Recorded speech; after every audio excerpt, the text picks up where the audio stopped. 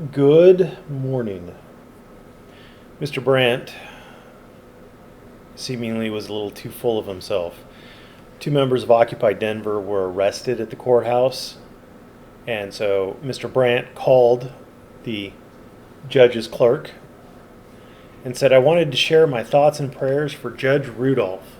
It is my thought Judge Rudolph should be violently murdered and have his brains blown through his head. It's my prayers that someone actually does it. Would you be sure to share that thought and prayer with the judge?"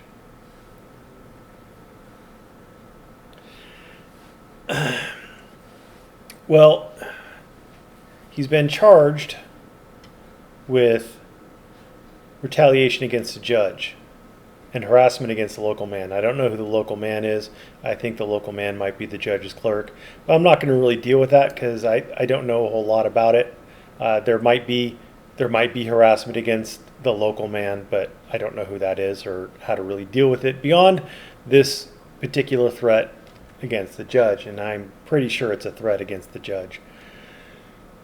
Of course, a jury could disagree with me.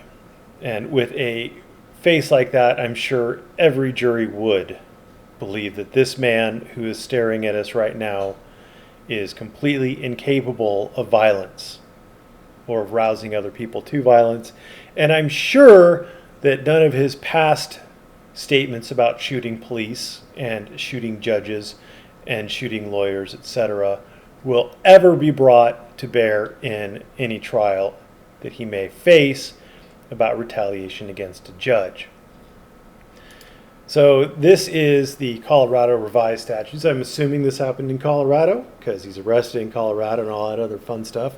I'm sure the judge was in Colorado. So I'm just going to go ahead and assume that Colorado law applies. I'm not going to go to the federal rules of evidence. But this is retaliation against a judge. An individual commits retaliation against a judge if the individual makes a credible threat as defined in section 18.3602, or commits an act of harassment as defined in 18.9.111, subsection 1, or an act of harm or injury upon a person or property as retaliation or retribution against a judge, which action is directed against or committed upon a judge who has served or is serving in a legal matter assigned to a judge involving the individual or a person on whose behalf the individual is acting.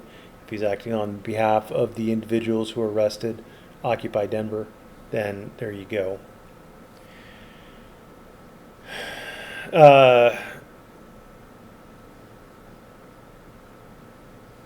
Member of the judge's family, person in close relationship to the judge, or person residing in the judge's household, blah, blah, blah.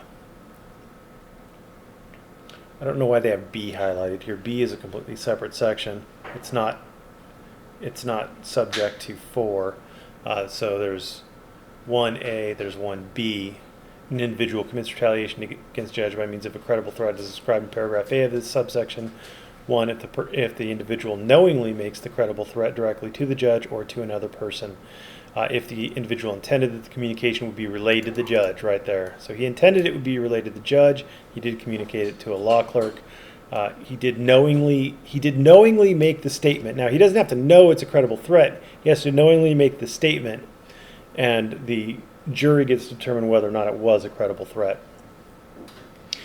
But it can be either a credible threat as defined in 18.3.602 2B, 18.3.602 2B. Credible threat means a threat, physical action, or repeated conduct that would cause a reasonable person to be in fear for the person's safety or the safety of his or her immediate family, or of someone whom the person has or has had a continuing relationship. The threat need not be directly expressed if the totality of the conduct would cause a reasonable person such fear. I'm not entirely sure that he has made a credible threat under this, but he could have. This is People v. Wagner. Wagner asserted his actions didn't cause a credible threat, but let's see. On several occasions, he told the victim something like, "If I can't have you, then no one can." Then the victim testified that during one phone call, she heard Wagner pull the slide of a gun back. Oh, okay. Maybe. Wagner also told the victim he knew where her family lived. Again, taking the evidence in the light most favorable to the people, we can conclude that the evidence was sufficient for a jury to conclude that Wagner made credible threats.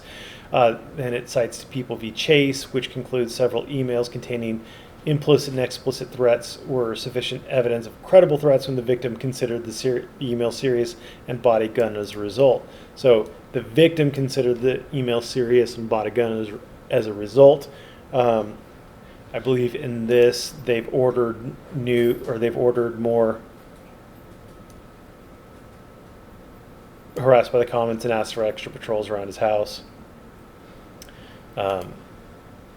So there you go. And then there's also this one, noting sufficient evidence of a credible threat, where the defendant told the victim that he was going to kill her if she did not see him.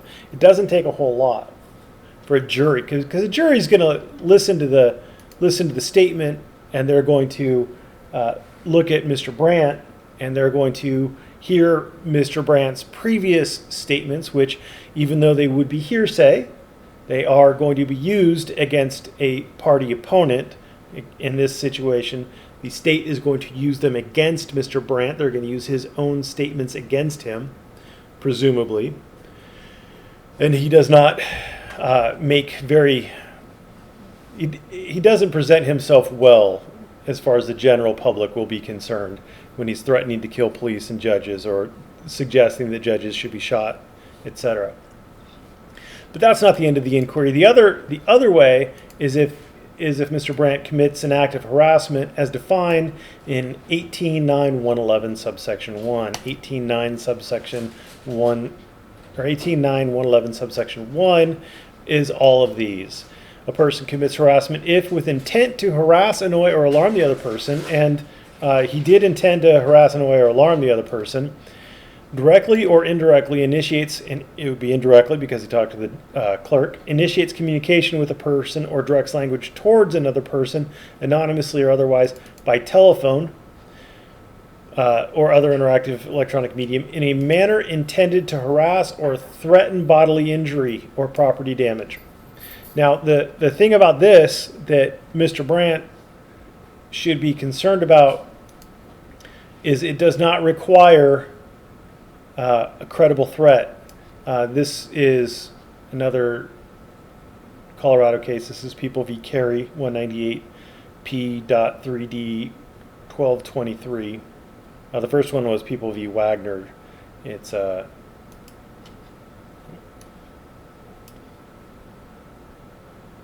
I guess it's 2018 COA 68. But this one is looking at the difference between stalking, harassment by stalking, which required a credible threat, and this second one, 1E, which requires the intent to annoy, blah, blah, blah. And they're looking at it as far as double jeopardy, and they're saying that the stalking, harassment by stalking requires a credible threat, which it does, makes a credible threat.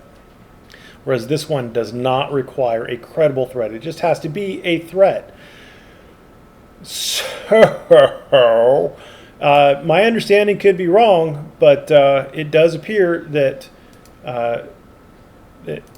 to me, to my non-jury mind, that there is a very strong case against Mr. Brandt for having committed retaliation against a judge by committing an act of harassment as defined in 18-9-111 subsection 1.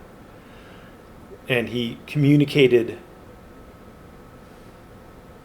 that direct, well, I guess that this part has to be part of the credible threat. So it has to be a credible threat as defined in that. So I could be wrong, but it does appear that Mr. Brandt has stuck his foot in it this time. And he better hope that he charms the pants off that jury, because it's not looking good for him. Anyway, thanks for watching. Have a great day.